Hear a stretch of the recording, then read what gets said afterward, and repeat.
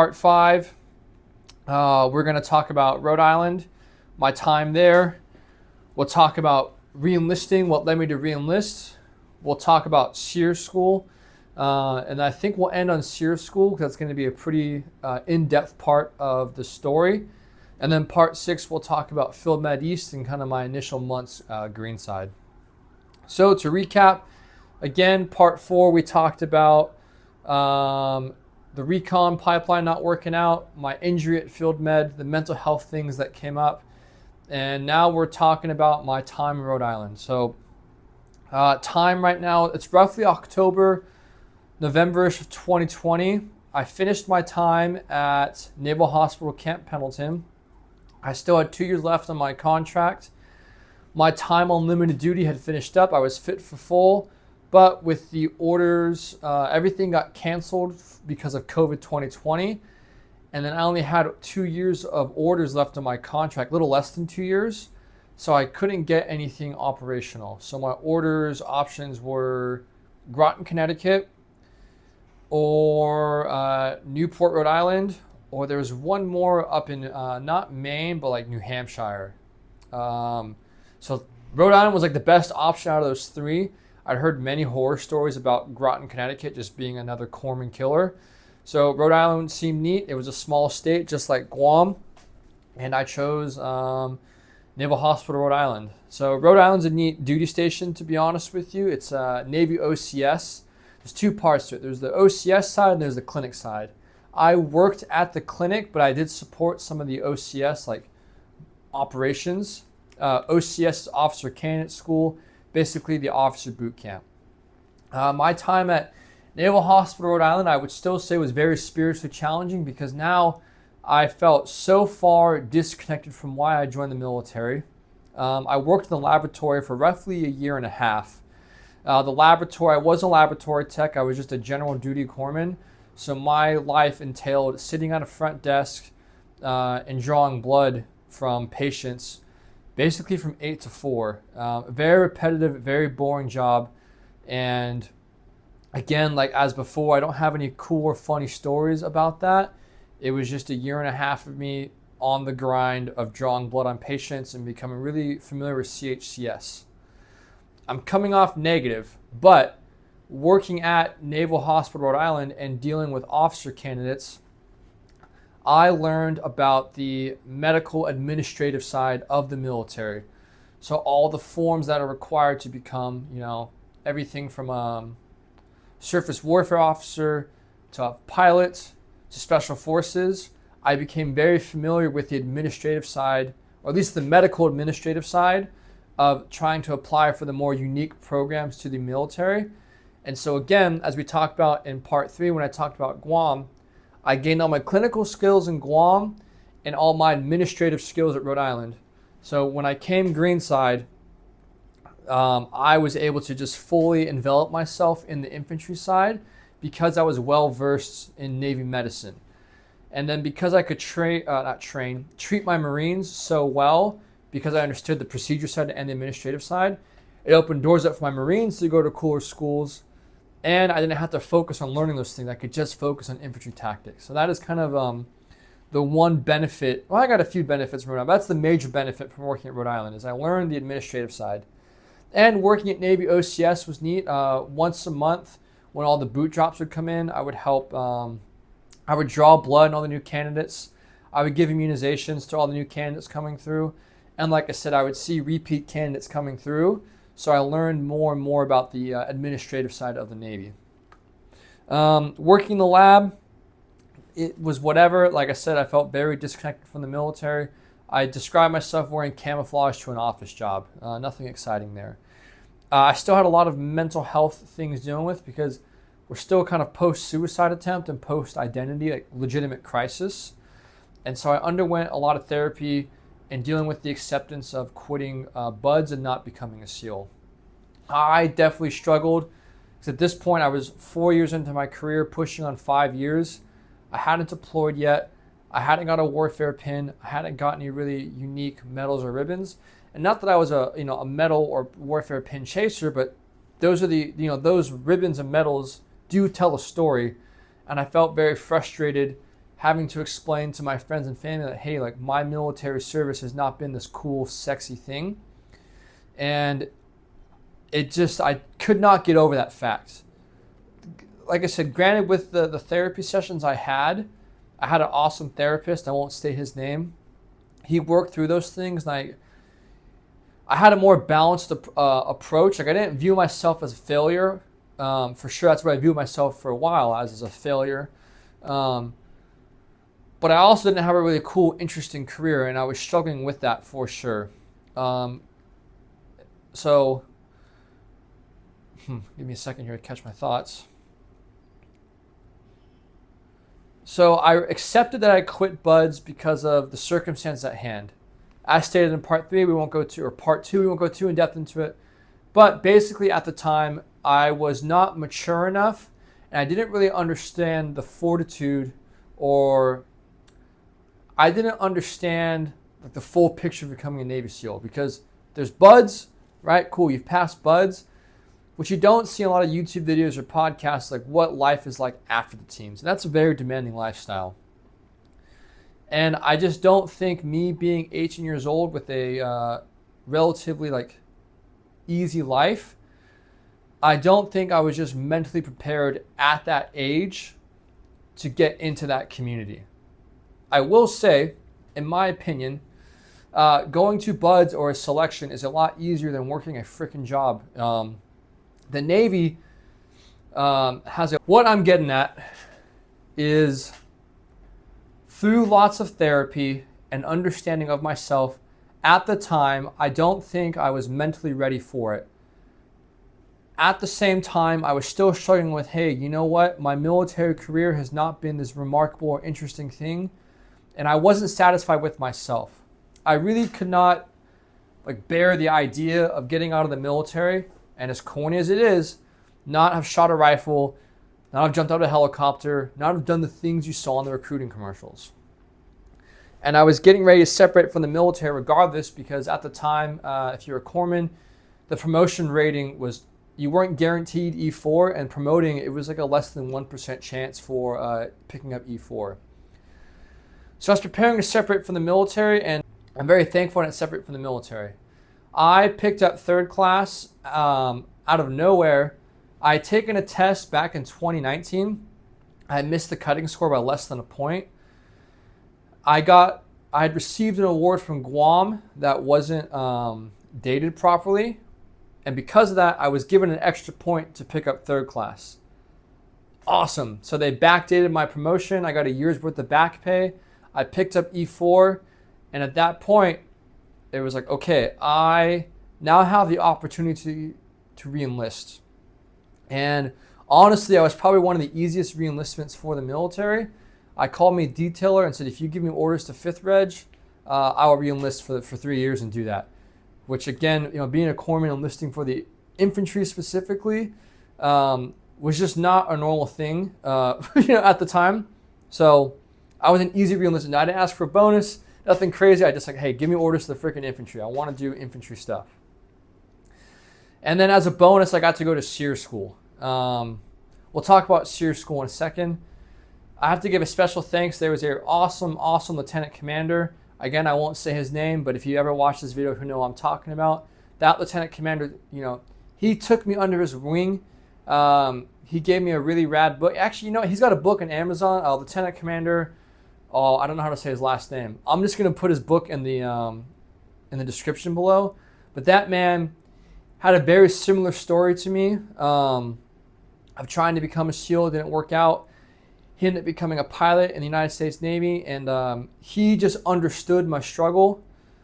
He was one also very supportive of this trip that I was taking across Asia, and he was very supportive of my re-enlistment. In fact, I asked him to re-enlist me because he inspired me and took me under his wing so much.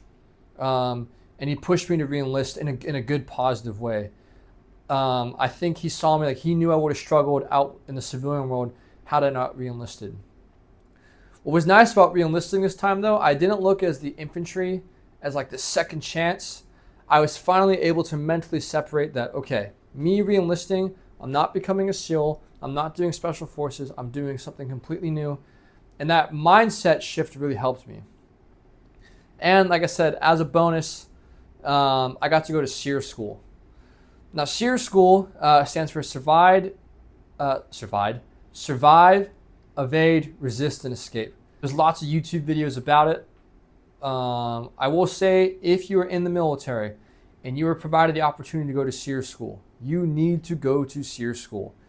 That is, hands down, the best school that the military has to offer in regards to training. I've been to many schools. I'm sure Special Forces and other things have cool training, but SERE School as a whole just has some of the best professionally trained instructor staff, some of the most knowledgeable civilians and military personnel, and I learned a lot about the military because of that course, and I have a huge sense of patriotism and respect towards the Vietnam veterans and POWs before that. SERE School for me, like I said, crazy re-enlistment bonus. I don't want to say I did it for fun, but at that time, I had been in the military for almost 6 years and hadn't done anything challenging since about buds. And while I was training hard at Rhode Island, I really wanted to test myself, like, all right, you know what? I've been working out hard, running hard, swimming, training. I haven't gone through a tough military course. Do I still have the mental capacity and strength to do something challenging and tough? And so I chose one of the harder schools to go to. Summary, SERE School is about 2 weeks long. First week you spend in a bunch of classes, and the second week you spend out in the field. You're going to go through all four phases of SERE School. You're going to go through survival, you're going to go through evasion, you're going to go through resist, and you're going to go through escape. All right? Again, I'm not going to give much information on SERE School. 2 parts. Again, one, it would be a disservice for those going. Just go there. It's like every other military course. There is a period of instruction. If you do what you're told to do, you will freaking pass the course. But also, there's just a lot of things in there that I don't feel comfortable sharing because they're legitimate TTPs. And it would just be a disservice to the military to disclose that information. My SERE School is up in Maine. Maine is an awesome AO to train in. I went towards the tail end of winter, so still a little cold out. Survival phase was rad. You learn everything from building shelters, how to procure water, how to get food. The instructor staff up there, man, they are freaking just the most awesome survival wizards ever. I mean, any kind of trap you can think of, food acquiring, shelter making, staying warm with minimal gear. Like, I would kill to have the information that those men and women have up at that school. Cannot say that enough. Survival portion, you're going to lose a lot of weight. You're going to be very cold, very uncomfortable. Again, you're going to go through all 4 phases. Evasion phase. The frustrating part about evasion is you can evade the entire time. There is a part of you that's like, dude, I'm not going to get captured. I'm going to make it out of here. But at some point, you're going to get captured and you have to go be a POW, all right? And let me tell you, the POW experience is going to expose who you are as a man or a woman going through that course, all right? Some people go silent, some people become aggressive, some people get sad. For me, I definitely became kind of silent and aggressive. Again, I don't want to go in depth, but I spent time in isolation, went to Camp Slappy, learned some things about myself. And then you're going to spend some time in a POW camp and do some hard labor, all right? That's all I'm going to say about the course. For those who've been to SERE School, you know what I'm talking about. For those who haven't gone, go see for yourself. It's an awesome course. And then when you finish your time at the POW camp, again, the experience of finishing that course, you will understand like how freaking awesome like seeing the American flag is. When you get to meet Vietnam POWs, I'm not comparing my SERE experience to being a prisoner of war in the Vietnam War and the Korean War, but understand that SERE School was based off the experience of those men and women who went through that, and meeting those guys, and you have a way greater appreciation of what they went through, and like I said, that sense of patriotism and love for America and just the power of the American flag. I definitely get emotional for it. Same thing too, like hearing the Star Spangled Banner and hearing taps, like it has a lot more of an impact to me because of that course. One of the more powerful things I learned from that course too, I've used a lot of like the mental techniques. Again, going through therapy benefited me at SERE School because you're going to be put in very extreme mental circumstances, and learning how to deal with thought loops, deal with negative emotions. It's very easy when you're cold, wet, and hungry to get very negative and very self-destructive and very self-quitting. And learning how to pull yourself out of those thought loops is a very important skill. And like I said, I've been able to apply it in real time. One of my favorite lessons I've learned from SERE School is focusing on like the micro world, right? The macro world, there's things that are out of your control. Again, you're a POW, you're stuck in camp, there's not much you can do about it, right? If you start freaking out about that, you're going to crumble very quickly. But the micro, the things that are in your control, all right? I kept my cell as clean as I possibly could. I had a routine in the morning. I would stretch. I would pull myself out of thought loops. And if things got really stressful, I would just start doing counting games. I would start counting the cracks in the ground. I would start, trying to count time, play math games in my head. And if that stopped working, the simple thing is focusing on your breath, man. If you can control your breathing, the breathing is one of the only things you have control over, in my opinion. You can do manual breathing. In fact, now that I'm talking out loud, I just want you to start manually breathing. Breathe in out of your nose, breathe out of your mouth. Just keep doing that. And now that I told you that, you're probably stuck on it. But breathing techniques when you're stressed out, man, like that, I cannot stress enough how important controlling your breath is and controlling your mind is. One thing I took away from SERE School is focusing on the micro, focusing on things that are in control. And I found that when I am stressed out or deteriorating pretty quickly, I find that organizing the physical area, so my space, and organizing my thoughts can help, and then taking a balanced approach. I don't like to be overly pessimistic, and I don't like to be overly optimistic, right? Just taking a balanced approach to the situation at hand. And the other thing I found out about SERE School is that you were about 3 days away from becoming a caveman, all right? No food, no water, no power, no Wi-Fi, all right? It very quickly turns into you are 3 days away from becoming a caveman, all right? When you catch your first, rabbit, you get, a sliver of a granola bar, all right? It very quickly turns into chance round of fire, and rank disappears very quickly. It turns into who's the biggest, strongest, powerful guy, who's the funny guy, who keeps their cool. Like your name, your rank, and all of your attributes in society can disappear very quickly. And I think it's just, it's very fortunate I've gotten to experience that. And my other thing I've gotten from that too, just my patience is immeasurable now. Like one of my favorite things to do, my mom and I got into amusement parks or standing in a long line. I love watching people fold because they haven't sat in one spot for 12 hours straight with their own thoughts, right? It's my favorite thing in the world, watching people crumble in a line or watching people get stressed out at an airport when things don't go their way. Because like, dude, I have the patience. I don't know of what, but I'm a very patient man now because of that course. Because again, I had to sit alone in a cell with my own thoughts, cold, hungry, alone, and afraid for a very long time. And so that skill set, it's just cool to have that. And then one thing I don't want to say is a good skill, I've also learned how to disassociate. Like, there was a part of SERE School, I just don't remember, man. Camp Slappy was rough, had a rough interrogation, and there was a point where I stared at a wall. And there's a part of SERE School I just don't remember. I was staring at a wall, and then I came back to and I was outside in a labor camp, all right? I don't know what happened. I don't know how I turned my brain off like that, but that's how intense that school was.